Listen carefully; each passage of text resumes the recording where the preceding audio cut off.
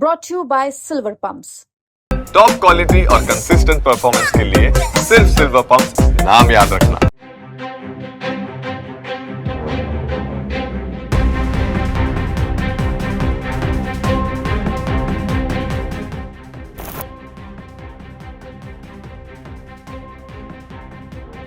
लेकिन जेल से बाहर आने के लिए आशी और उसका बॉयफ्रेंड तड़प रहे हैं। दोनों ने वकील के जरिए जमानत याचिका लगाई, लेकिन याचिका खारिज हो गई। आशी राजा के वकील रवि पांडे ने एमपी तक से खास बात करते हुए कई आरोप पुलिस पर लगाए हैं। साथ ही आशी राजा को लेकर भी कई खुलासे किए हैं। वकील साहब, किस तरीके का वो कांड था और उसके बाद जो है आशी राजा को जमानत मिली या नहीं मिली, क्या चल रहा है? देखिए, क्या है कि जुडिशियल रिमांड चल रहा था। 14 दिन की न्यायिक अभिरक्षा में उसको भेजा गया था आशी राजा को, और वो 14 दिन बीत चुके थे 27 तारीख को। इसके बाद आशी राजा की जो जमानत याचिका यहाँ न्यायालय में प्रस्तुत की थी, चूँकि ऐसा प्रतीत हो रहा था कि अब पुलिस कोई अतिरिक्त एविडेंस कलेक्ट करना नहीं चाहती और सिर्फ मात्र जो विधिक लॉ है कि कोई भी व्यक्ति सत्र न्यायालय के मामले से कोई व्यक्ति विचाराधीन है, उसका मामला न्यायालय में, तो उसे 90 दिन तक अभियोग पत्र पेश करने के लिए जेल में रखा जाता है, और उसके ऊपर जो आरोप लगे हैं वो 90 दिन में आरोप पत्र की उसको कॉपी दी जाती है। और हमारे हिसाब से लगभग पुलिस ने इन्वेस्टिगेशन पूरा कर लिया था, मात्र सिर्फ 90 दिन की समय सीमा को पूरा करना चाहती थी, इसीलिए हमने उसकी जमानत याचिका लगाई थी।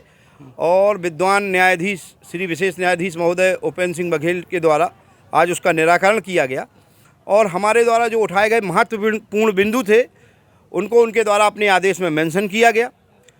किंतु जिस हिसाब से इस अपराध का महिमा मंडन किया गया है और कहीं ना कहीं जो आशी राजा और उसके परिवार की छवि को दूषित किया गया है, तो ये कहीं ना कहीं हमें उस आदेश में देखने को मिला, और न्यायालय ने उस अपने आदेश में प्रकरण को गंभीर पाते हुए आशी राजा को ही फिलहाल जमानत का लाभ दिए जाने से इनकार कर दिया।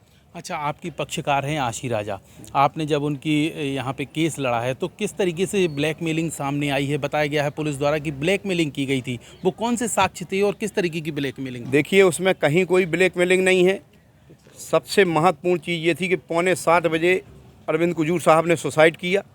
इसके बाद आप ये देखें कि वहाँ पे सारा पुलिस बल एकत्र हो गया। किसी व्यक्ति के द्वारा जो सुसाइड किया गया है उसको डिस्ट्रिक्ट हॉस्पिटल ले जाना चाहिए, पुलिस के द्वारा ये कार्य नहीं किया गया। सबसे पहले उनके घर में जो महत्वपूर्ण साक्ष्य थे, और उनके यहाँ जिस प्रकार से मीडिया में उभर के बातें आई हैं कि उनके पास डायरी थी, जिस डायरी में उनका लेन देन, हिसाब किताब और जितना अवैध काली कमाई का हिस्सा है वो सब उसमें था, पुलिस के द्वारा उसको ठिकाने लगाया गया।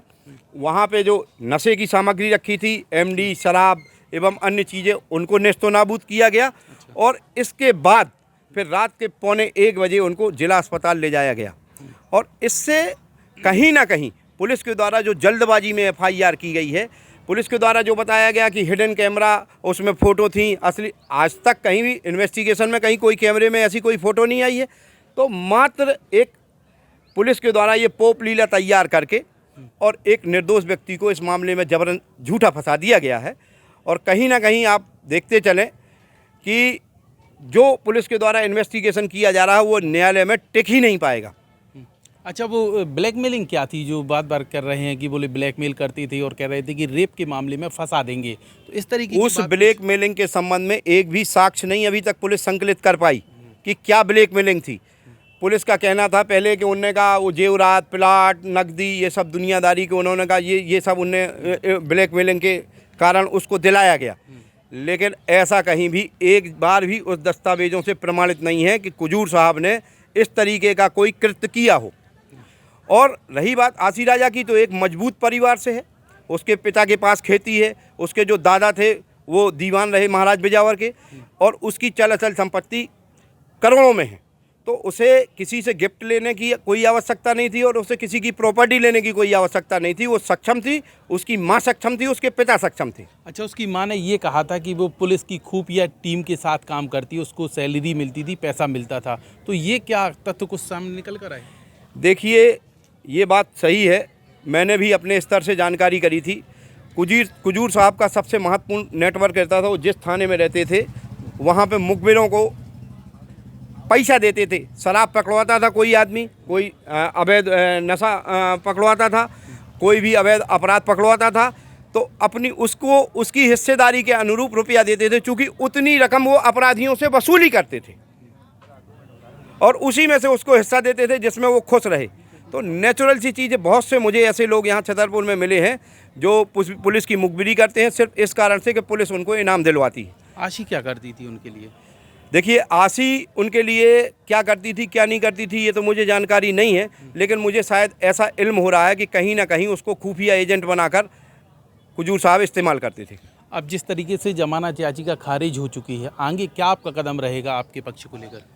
देखिए, हमारी जो जमानत याचिका खारिज हुई है, निश्चित तौर पर चूँकि हम माननीय उच्च न्यायालय जाएंगे, माननीय उच्चतम न्यायालय जाएंगे, अपने पक्षकार को न्याय दिलाने का पूरा प्रयास करेंगे। तो इस तरीके से वकील ने बताया कि कैसे ये जमानत याचिका खारिज हो चुकी है और जो ब्लैकमेलिंग का मामला सामने आया है उसी बिहाफ पे एफआईआर दर्ज की गई थी, तो ये अभी तक न्यायालय में प्रमाणित पुलिस द्वारा नहीं किया गया है और इनका कहना है कि पूरी जांच पुलिस ने कर दी और न्यायालय में पेश कर दी है। अब जमानत याचिका खारिज हो चुकी है तो हाई कोर्ट और सुप्रीम कोर्ट जाने की बात वकील आशी राजा के कर रहे हैं। MP तक के लिए छतरपुर से लोकेश चौरसिया।